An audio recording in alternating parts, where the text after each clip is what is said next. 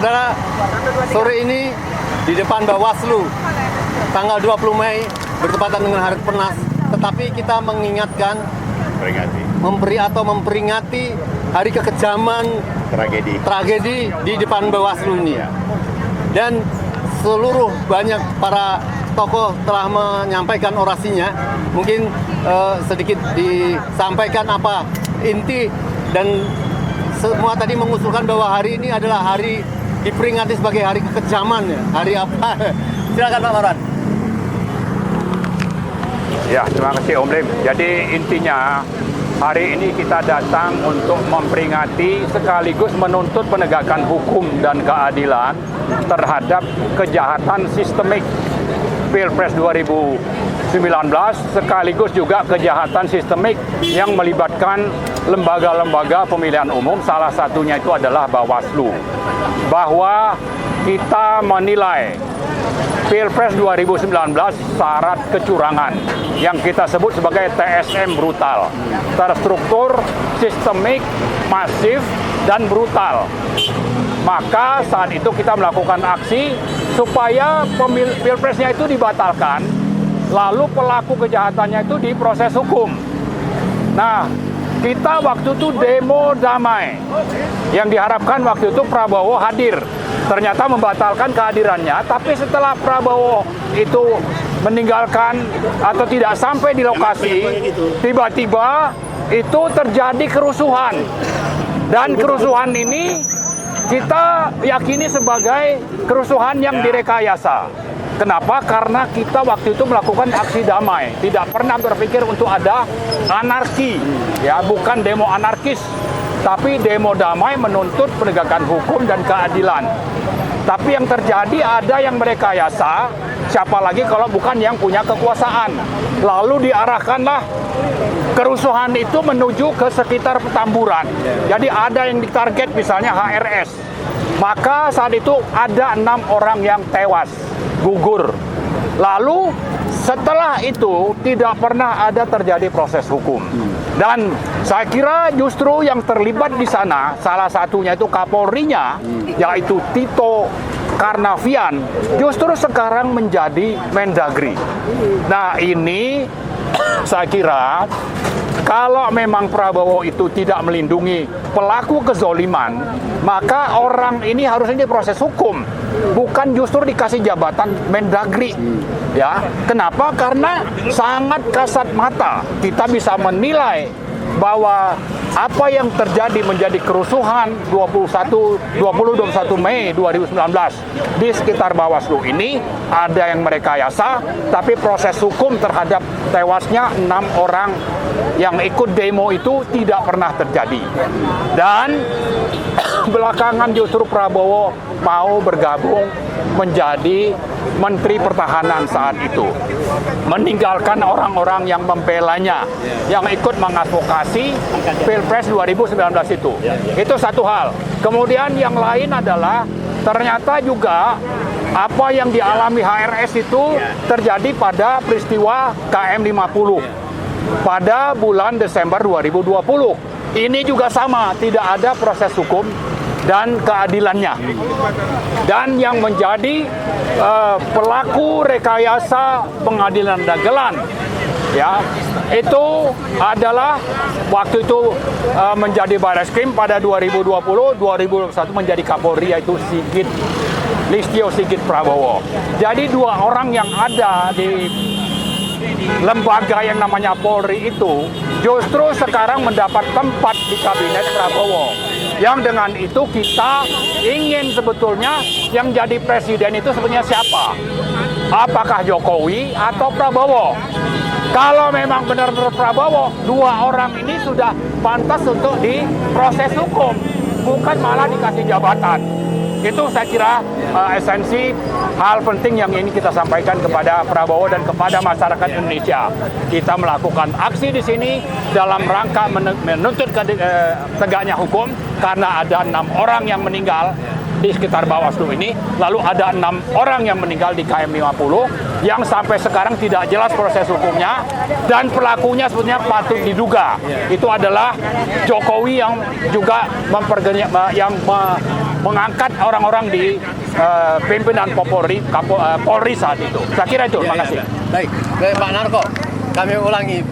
Hari ini Mei, beberapa tahun yang lalu, di sekitar Bawaslu ini terjadi pembantaian, ya, pelanggaran HAM karena rakyat ingin memprotes suatu kejahatan-kejahatan. Dan lucunya yang kedua, kejahatan itu antara lain bahwa Prabowo dikalahkan secara curang oleh Jokowi, ya, dan memprotes.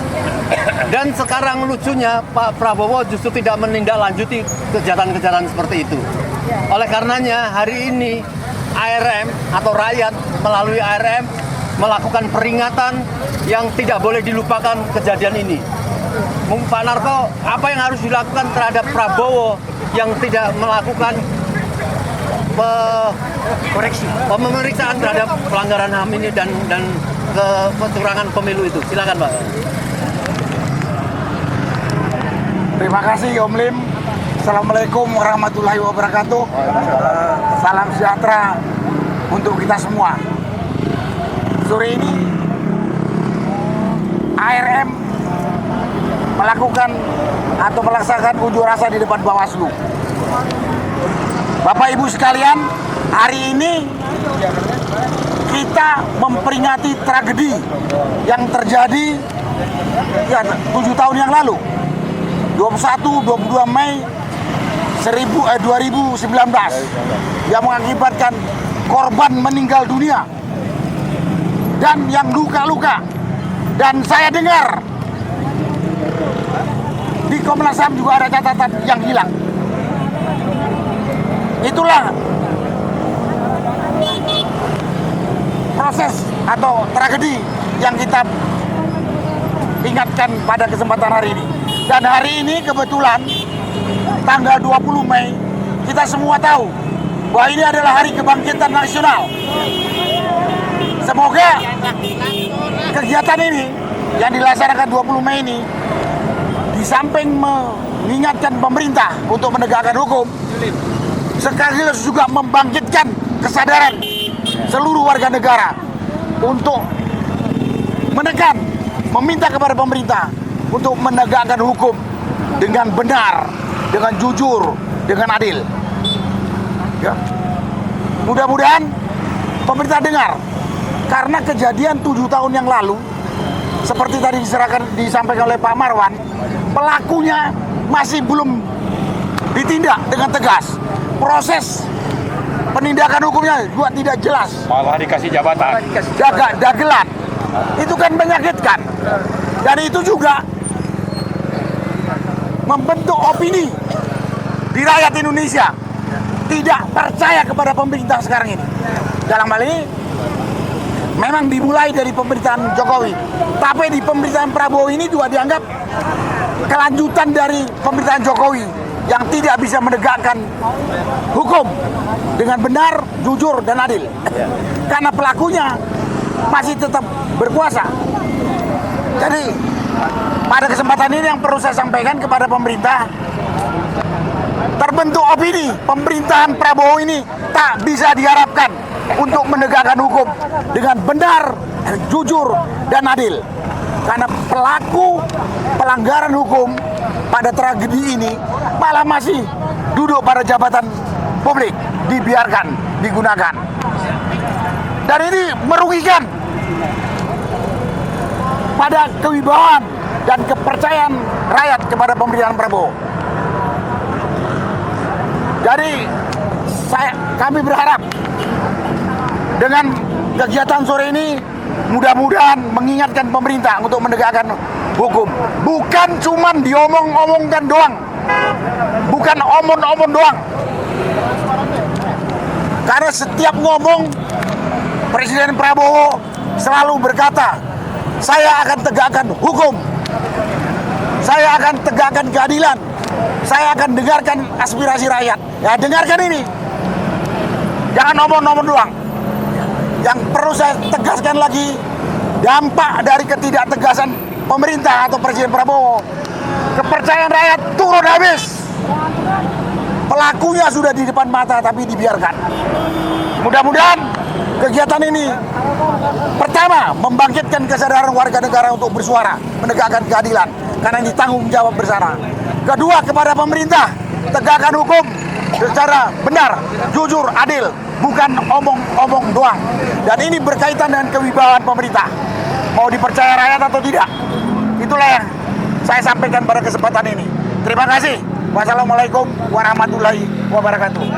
Baik, anak bangsa seluruh Indonesia, kalau kita tidak ingin menghinakan negeri ini, tidak menghinakan bangsa Indonesia ini, mari kita selamatkan, kita peduli apa yang disampaikan para tokoh tadi. Kita tuntut Pak Prabowo untuk menegakkan hukum secara benar. Ingat, keadaan rakyat dalam keadaan mengerikannya. Dolar sudah akan menembus ke 20 ribuan sebagainya. Ini sangat rawan akan terjadi proses ya tragedi Mei tahun 98 akan bisa terjadi dalam hari-hari ini. Oleh karenanya marilah kita ingatkan lagi agar Prabowo menegakkan keadilan terhadap kejahatan-kejahatan yang kita peringati hari ini. Assalamualaikum warahmatullahi wabarakatuh.